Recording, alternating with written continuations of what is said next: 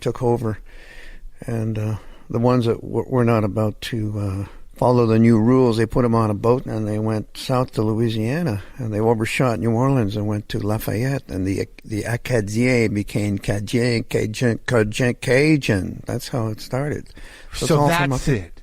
That's the history. So you were actually returning home to a degree. You were bringing home back down to where it ended up. It's kind of funny to think of it that way. Yeah, the accordion has lived on in the Cajun community. That old two-step is still happening down there, man. Sure, man. I mean, but you're telling me that the accordion sound came from Canada originally? A lot of it did, yeah. Really? Did that come by way of? But it's different. It's a different accordion than German accordion, right? Yes, it is. It's a limited accordion. The Zydeco and the Cajun one that I'm thinking of. I think some of those only play in two keys. They only play in D and G. But it's like not a polka groove, like that came up through Texas, right? So you get all that conjunto music and all the sort of brass and accordion stuff that infused Mexican music in Texas is not the same accordion that came up through New Orleans. I'd say it's different. Somehow or other, when it fell into the Zydeco music is more black, right? And the Cajun is more white, but the Zydeco is very, very rhythmic. If you're familiar with, Sure. Yeah. It's rock and roll. Well, let's talk about the melodies. What about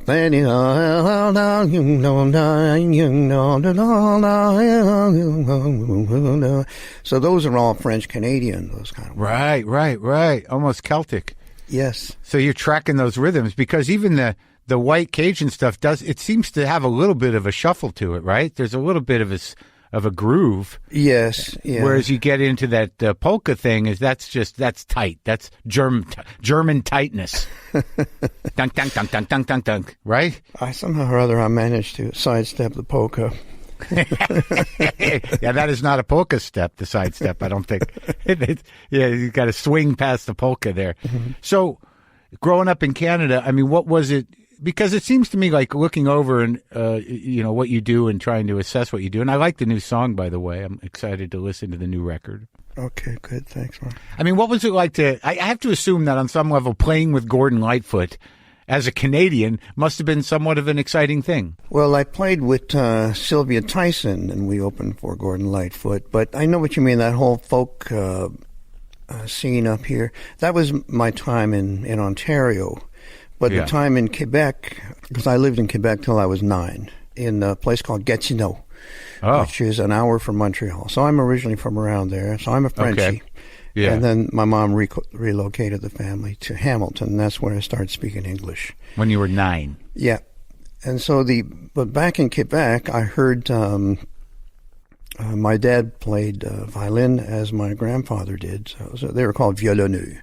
Mm-hmm. And they played a lot of jigs. So I was exposed to that neighborhood music as a child, which was very melodic, a little bit like what I sang a minute ago, Yeah. And some of them very mournful in minor keys. And so that was my first exposure to music. You've sort of stayed in that minor key for a lifetime a little bit. Yeah. Well, by emotion, if not specifically by key, Right. It's interesting to write you referenced my first record, Acadie. It was a very sad song called Jolie Louise, which is kind of a happy bum bum bum bum bum bum bum bum bum bum bum bum bum bum bum. But it's a sad story. It's about people breaking up, and the old man hits the bottle, and my mother packs up the kids, and then she's gone. So is that a true story? True story. That's why we came to Hamilton. You were running. Who hit the bottle? Your old man? Old man hit the bottle, and my mom put the 4 kids in a car, drove 500 miles, and she never saw him again. Wow, that's heavy. How many are you? The youngest? No, I have an older brother, and then I'm the one below that. And so all those little kids, and he got out of control, and things got ugly, and she had to leave. Yeah, she had enough, and we came to Hamilton, and then he picked up the 3 boys and stole us back, and then she went back one more time and stole us again, and that was the end of the volley. He stole you back? Yeah. So, wait, he just showed up in Hamilton and said, "Get in." Yeah, we were walking to school, 3 boys. He said, "All right, you guys get in." And then we drove back. That's kidnapping chaos. in modern times. This is kidnapping, but back then it was just the way it was, Well, did that, where did you feel like, I mean, you don't seem like an angry fella, and you don't seem like you're carrying a chip on your shoulder or that you're out of control yourself. Were you just sort of torn between the two? I mean, I don't know. I've talked to you for 10 minutes. Maybe I'm projecting. Well, we love my mom, and we weren't fully aware of all the problems they were having, so we were happy to jump in the car with my dad. But we had a great time back with him. We lived in the woods in a kind of a cabin cottage for a few months, and we shot arrows and rifles, and he worked in town and come back in on the weekend, and so we lived on our own. We lived on our own, the 3 boys. It was great.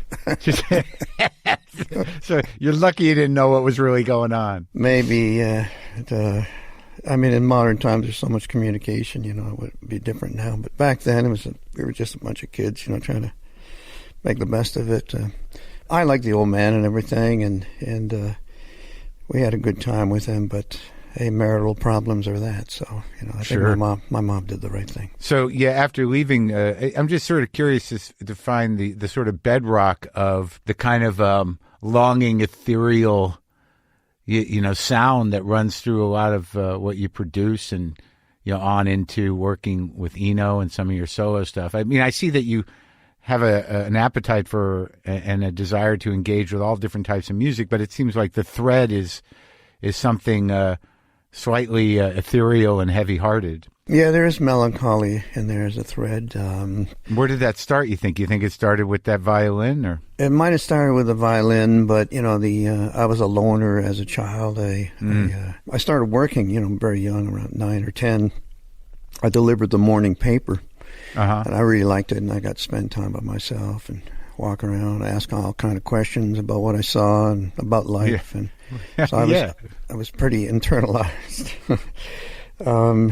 And so that I guess I developed my imagination started developing then. But in regards to the melancholy, I suppose a French kid moving into an English neighborhood would add to that. Having to learn to speak English and being a bit isolated.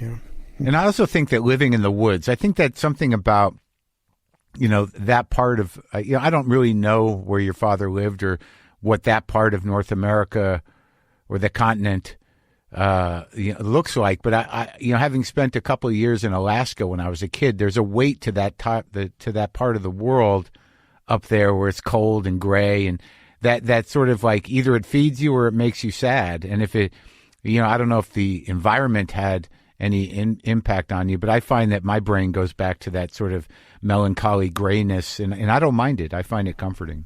Yeah. Well, we were we were there in the woods. I mean, it wasn't entirely isolated as a place. It was a lake, and it was a little town, 10 miles away. And we got to go in the lake. We paddled out there anytime we wanted, and, had access to rock climbing and pine trees and all that. It was very beautiful, but it was wild. Yeah. And I think that the wild reminds you that, you're an animal. Yeah. Like bears? Like what's up there? Wolves? Yeah, there'd be bears, but, deer and rabbits and, some of the usual wolves, that kind of stuff, Sure. A lot of bird life, fish and all that, snakes and, kind of bloodsuckers on your leg when you come out of the water. Oh, the leeches. Yeah. So when did you start sort of digging into, like, it feels to me like I'm trying to put it together, but it feels to me that you're sort of rooted in, fairly honest acoustic music, from here and wherever you put it, you take it. But it seems like, whatever evolved into sort of a techno-ish ambient exploration was kind of rooted in acoustic music, no? Yeah, the beginning was definitely acoustic music. When we got to Hamilton, I acquired a little penny whistle. And I love that little whistle because I really isolate melodies, and I got pretty good at playing melodies because you could only play single notes on a penny whistle. Yeah. So that's what I did, and I really liked it. I developed a little notation system so I could, because I had not studied music yet at that point, so I invented a little notation system so I could remember my melodies. And I liked those early years because it forced me to develop some kind of a way of remembering what I liked the most about my instrument and my playing and my discoveries. Is melody? Yeah, melody. But what was interesting about it is I had not read music yet, so I wrote, the low notes at the bottom, and we'll put the top note at the top, and then be in between ones. So what I came up with was not unlike what we know as music written on a music staff, But that was your own system. And you eventually studied music? Yeah, eventually I studied music. My mom used to give me $1 a week allowance to go to the movies. And but I'd seen somebody play clarinet on TV. Yeah. Boy, one day I'd like to play the clarinet. So on the one Saturday going to the movies, I saw what looked like a clarinet a bit in a music store window. So I went in and I said, "How much for that?" He said $1, and I bought it was just a plastic penny whistle, but I got. Yeah. Is that like a recorder? Yeah, a little recorder. That's right. Yeah.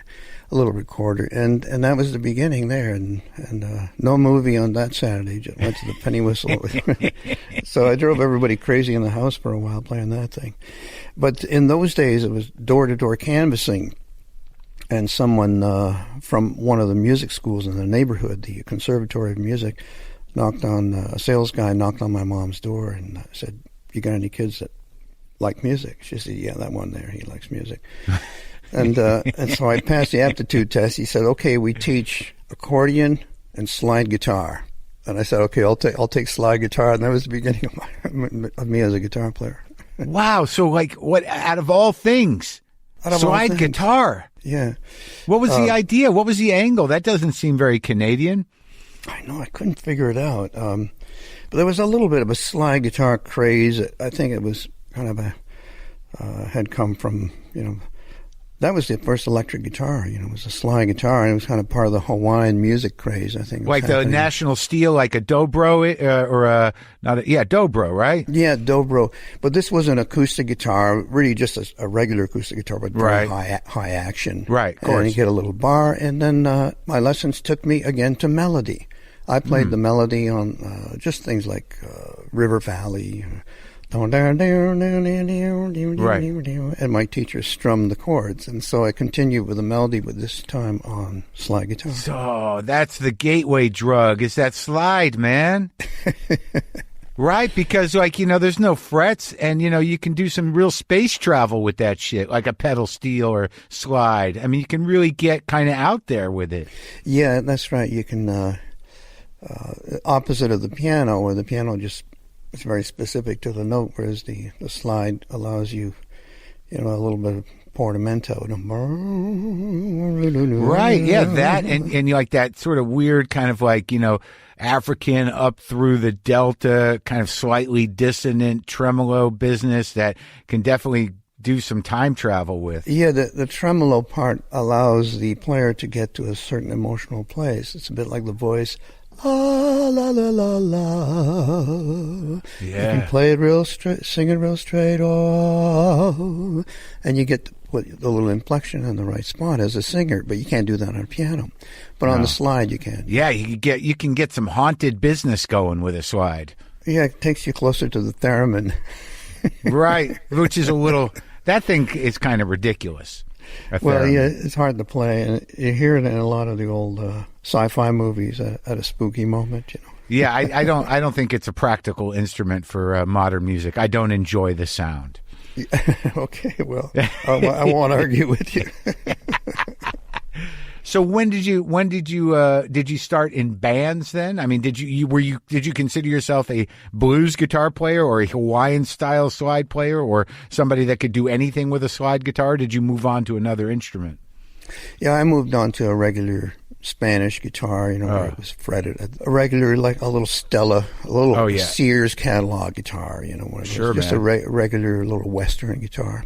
Yeah. And I liked that a lot. I got pretty good on it quick. And, I joined, we had little bands in the neighborhood because